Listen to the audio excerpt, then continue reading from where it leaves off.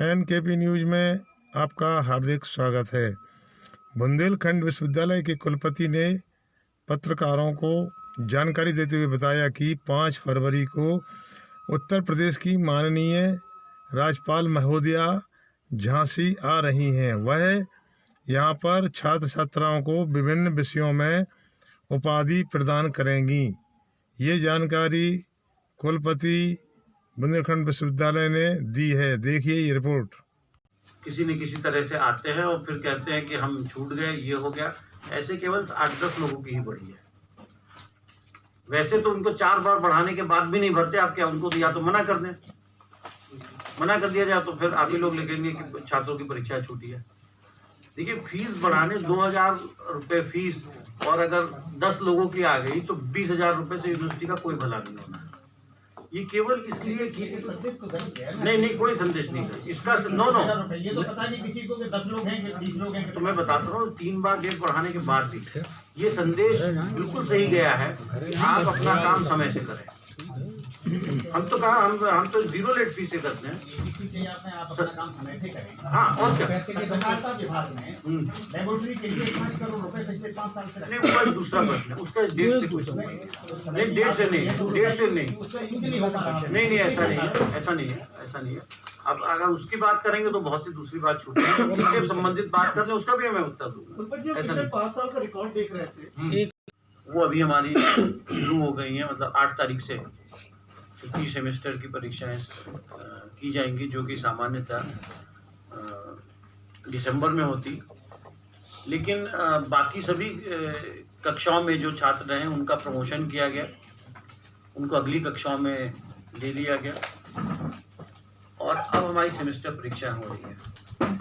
तो 2019 में हमारा जो कन्वोकेशन सितंबर में हुआ था, स्वाभाविक रूप से इस साल कहीं भी नहीं हो पाया, और राजभवन से हमें ये कहा गया तिथि देने के लिए। तो हमने कहा था फरवरी के प्रथम या द्वितीय सप्ताह में हम आयोजित कर सकते हैं। तो उन्होंने 5 तारीख निर्धारित की, और तदनुसार परसों 5 तारीख को हमारा दीक्षांत समारोह हो रहा है, जिसमें विश्वविद्यालय की कुलाधिपति माननीय आनंदीबेन पटेल जी उपस्थित रहेंगी, और हमारे मुख्य अतिथि के रूप में इसी विश्वविद्यालय के पूर्व कुलपति प्रोफेसर अविनाश चंद्र पांडे, जो दिल्ली में विश्वविद्यालय अनुदान आयोग के इंटर यूनिवर्सिटी एक्सेलरेशन सेंटर के निदेशक भी हैं, वे इसमें सम्मिलित हो रहे हैं। कल जिला प्रशासन और पुलिस के सभी अधिकारी आए थे, किस प्रकार से आयोजन किया जाएगा इस संबंध में वो कल आए थे। उन्होंने विजिट की है, और जो भी तैयारियां आवश्यक होनी है वो लगभग हम लोगों ने कर ली है। कल इसकी हमारी जिसको कहते हैं रिहर्सल हॉल के अंदर होगी। एक परिवर्तन है कि सामान्यतः जो हम लोग पंडाल लगा के कन्वोकेशन करते हैं बड़े स्टेज पे, शायद आज अगर तय करना हो तो हम लोग वही करते, लेकिन ये निर्णय हम लोगों को बहुत पहले करना था, जनवरी की शुरुआत में। तो उस समय बहुत स्थिति स्पष्ट नहीं थी, तो हम लोगों ने यही निश्चित किया था, और यही राजभवन में भी सूचना दी थी कि संक्षेप में ही हम करेंगे, क्योंकि उसके पहले लखनऊ यूनिवर्सिटी का भी एक हॉल के अंदर संक्षिप्त कन्वोकेशन हुआ था। उसी पैटर्न पे हम लोगों ने निर्धारित किया था कि हमारे गांधी सभागार में संक्षिप्त कन्वोकेशन किया जाएगा। संक्षिप्त मतलब कन्वोकेशन के पूरा कार्य होगा, केवल संख्या में कमी की जाएगी, और हमारे जो गांधी जाएंगे पीएचडी होल्डर्स को उपस्थिति पर ये दिए जाएंगे, डिग्री दी जाएगी। और इस वर्ष मेरे ख्याल से सर्वाधिक पीएचडी जो हुई है 49 लोगों को इस वर्ष पीएचडी दी गई है। तो देर से सही, वास्तव में ये 2020 का कन्वोकेशन होना चाहिए, लेकिन 21 की फरवरी में हो रहा है। बाकी सूचना इसमें आपको दी गई है। मेडल जो विनर्स हैं उनकी संख्या दी गई है।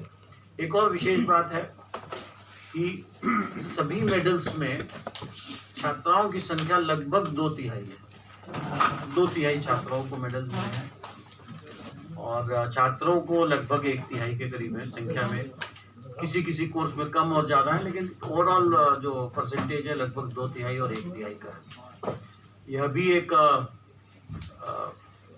आज की दृष्टि से अच्छी बात कही जाएगी कि इस बुंदेलखंड जैसे बुंदेलखंड क्षेत्र में, जिसे एक सामान्यतः पिछड़ा क्षेत्र माना जाता है, वहाँ पे इतनी बड़ी संख्या में छात्राओं के पास परसेंटेज में भी ज़्यादा है और मेडल में भी ज़्यादा है।